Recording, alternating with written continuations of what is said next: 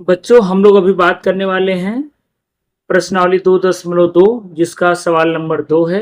सवाल नंबर 1 को मैं पहले कंप्लीट कर चुका हूं। अगर आपने वो वीडियो नहीं देखा है तो आप इसको जरूर देखिए ताकि आपको और अच्छे समझ में आ जाए। चलिए दूसरे सवाल को मैं क्या बोल रहा है, एक द्विघात बहुपद ज्ञात कीजिए जिनके शून्यकों के योग तथा गुणनफल क्रमशः दी गई संख्याएं हैं। मतलब यहाँ पर ये देखिए पहले दूसरे तीसरे टोटल 6 पार्ट है, सब में दो दो संख्या दिया गया। पहले में 1/4 और ऋण 1 दिया। ये क्या दिया पहले आपको समझना है। ये बोल रहा है कि शून्यकों का योग, यानी जब द्विघात समीकरण को हल करते हैं तो जो दो शून्यक मिलते हैं ना, तो दोनों को जोड़ने पर जो मान आएगा वो 1/4 है और दोनों शून्य का गुणनफल करेंगे तो वो ऋण 1 है। अगर हमको योगफल और गुणनफल दिया गया है तो हमें बताना है कि वो बहुपद कौन सा है जिसको हल करने के बाद शून्य को जोड़ेंगे और गुणा करेंगे तो ये हमारा उत्तर आएगा। तो चलिए देखिए इस सवाल को कैसे हल करते हैं मैं आपको बताता हूं। तो इस सवाल को हल करने के लिए आपको एक सूत्र पता होना चाहिए। वो सूत्र क्या है पहले आपको बहुत अच्छे से समझा रहा हूं और उसको आपको अच्छे से समझना है। वो सूत्र बच्चों है एक्स स्क्वायर यानी एक्स के घाते 2 माइनस मूलों का योगफल, मूलों का योगफल,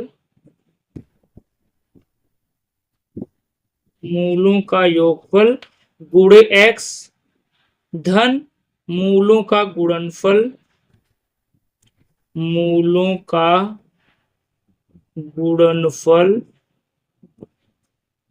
बराबर 0। ठीक है, ये सूत्र होता है। क्या है सूत्र? एक्स स्क्वायर माइनस मूलों का योग गुणे एक्स धन मूलों का गुणनफल बराबर 0। यानी अगर हमें दो मूल पता हो और हमें द्विघात समीकरण ज्ञात करना हो तो उसके लिए ये सूत्र होता है।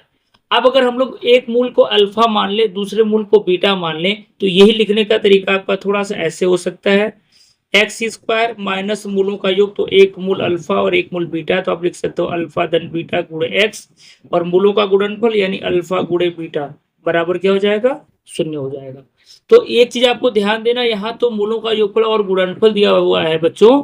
ये भी दे सकता है कि एक मूल इतना है तथा दूसरा मूल इतना है, यानी दोनों मूल भी दे सकते हैं। तो जब दोनों मूल देंगे तो वहां पर पहले मूल की जगह आपको अल्फा मान के चलना है, दूसरे मूल को बीटा, यानी इन दोनों को अलग अलग लिखना है। लेकिन इस केस में ये जो सवाल है यहाँ पर आपको अल्फा धन बीटा दिया गया, यानी मूलों का योगफल यानी अल्फा धन बीटा का मान डायरेक्ट दिया गया कितना? 1/4 और अल्फा गुणे बीटा का मान यहाँ पर आपको डायरेक्ट दिया गया जिसका मान कितना है? ऋण 1। ध्यान रहे अल्फा बीटा अलग से भी दे सकता है और योगफल और गुणनफल करके भी दे सकता है। तो सवाल को ध्यान से पढ़ के आपको करना है। पता चला कि वो अल्फा और बीटा दिया गया, आपने उसको अल्फा धन बीटा अल्फा गुणे बीटा समझ लिया, तब भी आपका सवाल गलत हो जाएगा। इसलिए बहुत केयरफुली इंस्ट्रक्शन को पढ़ करके ही आपको सवाल को हल करना है। तो इस केस में आपका अल्फा धन बीटा अल्फा गुणे बीटा दिया गया, तो डायरेक्ट हम लोग इस सूत्र में अगर हम लोग वैल्यू रखते हैं तो क्या मिलेगा? एक्स स्क्वायर माइनस मूलों का योग, यानी इसके जगह आपको क्या रखना है? 1/4 रखना है और गुणे एक्स है तो गुणे एक्स हो जाएगा। धन मूलों का गुणनफल, और मूलों का गुणनफल किसके बराबर? ऋण 1 के। तो यहाँ पर आप लिख देंगे ऋण 1 और बराबर 0। वैसे तो ये आपका उत्तर आ गया, लेकिन चूंकि ये भिन्न में है तो आप लघुत्तम लेकर के इसको हल कर सकते हैं। जब आप इसको एलसीएम लेके यानी लघुत्तम लेके हल करेंगे तो ये 4 का यहाँ गुणा हो जाएगा, यानी ये बन जाएगा 4x स्क्वायर ऋण x और ये धन गुणे ऋण मिलकर ऋण हो जाएगा, ये 4 एकम 4 और बराबर 0। एक्चुअल में ये लघुत्तम लेके आप हल करोगे तो सबके डिवाइडेड बाई 4 आएगा और जब उसको आप क्रॉस मल्टीप्लाई करेंगे यानी तिर्यक गुणा करेंगे तो ये 4 जो नीचे रहेगा बच्चों वो 0 हो जाएगा। मतलब इन तीनों का लघुत्तम लेकर के आप हल करोगे तो आपको ये उत्तर मिलने वाला है। तो इस तरीके से आपका पहला पार्ट हल हो गया। ऐसे करके चलिए अब हम लोग सेकेंड पार्ट को स्टार्ट करते हैं। तो मेरे प्यारे बच्चों देखिए दूसरे सवाल में दिया कड़ी में 2 और 1/3, यानी यहाँ पर आपका अल्फा धन बीटा का जो मान दिया गया वो क्या दिया है? कड़ी में 2 और अल्फा गुणे बीटा का मान क्या दिया गया है? 1/3। तो अल्फा धन बीटा अल्फा गुणे बीटा का हमको पता है मान। तो सबसे पहले आप सूत्र को लिखेंगे। सूत्र क्या बोलता है? एक्स स्क्वायर माइनस मूलों का योग गुणे एक्स, मूल को मैं अल्फा बीटा मान के चल रहा हूं, प्लस मूलों का गुणनफल बराबर 0। तो ये सूत्र आपको पता होना चाहिए। तो एक्स स्क्वायर माइनस मूलों का योग यानी वो कड़ी में 2 दिया है और गुणे एक्स है तो एक्स हो गया, धन मूलों का गुणनफल यानी 1/3 दिया गया तो 1/3 बराबर 0।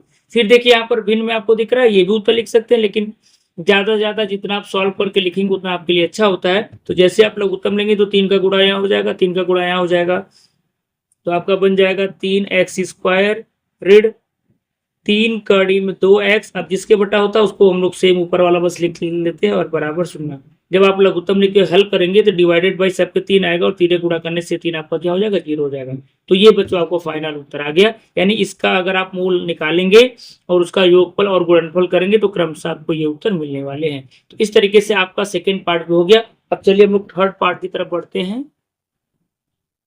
तो देखिए तीसरा पार्ट आपका क्या दिया गया है, यहाँ पर बच्चों अल्फा धन बीटा का मान आपका 0 दिया गया है और अल्फा गुणे बीटा का मान कितना दिया गया, कड़ी में 5 दिया गया है। ठीक है, आप एक बार अपने से ट्राई करिएगा, वीडियो को पॉज करके, नहीं बनेगा तभी आप सोल्यूशन देखिएगा ताकि आपका प्रैक्टिस हो और आपको समझ में आए कि मेरा बताया गया जो ये सोल्यूशन है आपको कैसा लग रहा है, समझ में आ रहा है कि नहीं आ रहा है। तो चलिए हम लोग स्टार्ट करते हैं इसको भी। तो एक्स स्क्वायर, एक बार पहले आप सूत्र को लिख लेंगे, एक्स स्क्वायर माइनस मूलों का योग गुणे एक्स धन मूलों का गुणनफल बराबर 0 हो गया। अब एक्स स्क्वायर माइनस मूलों का योग यानी इसके जगह आपको 0 रखना है, तो 0 गुणे एक्स हो जाएगा और धन मूलों का गुणनफल यानी कड़ी में 5 है बराबर 0 हो गया। अब जब 0 में एक्स का गुणा करेंगे तो ये पूरा पद ही आपका 0 हो जाएगा। तो आपका क्या बचेगा, एक्स स्क्वायर धन सिर्फ कड़ी में 5 बचेगा बराबर 0। तो ये आपका द्विघात समीकरण हो गया, जिसको अगर आप हल करते हैं तो आपका एक उत्तर हल का जो दोनों मतलब शून्य का आएंगे, दोनों का योगफल 0 आएगा और गुणनफल क्या आएगा, कड़ी में 5 आएगा। तो इस तरीके से ये आपका कंप्लीट सोल्यूशन हो गया ये पार्ट थर्ड का।